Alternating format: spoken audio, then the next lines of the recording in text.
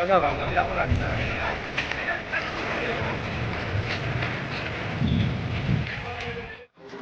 ಆಗಬೇಕು. ಅಮ್ಮ ನಮ್ಮ ಅಜ್ಜಿ ಆಗಬೇಕು. ವಯಸ್ಸು 65.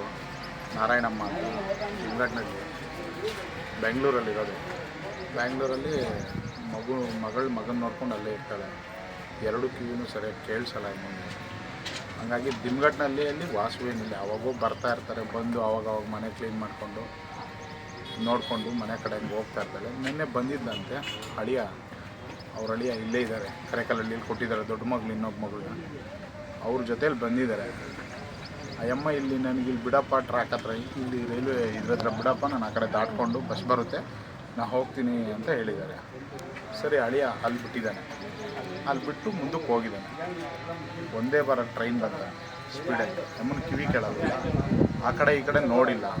ದಾಟಬೇಕಾದ್ರೆ ಹೊಡ್ಕೊಂಡು ಆಮೇಲೆ ನಮ್ಗೆ ಯಾರೋ ಫೋನ್ ಮಾಡಿದ್ರು.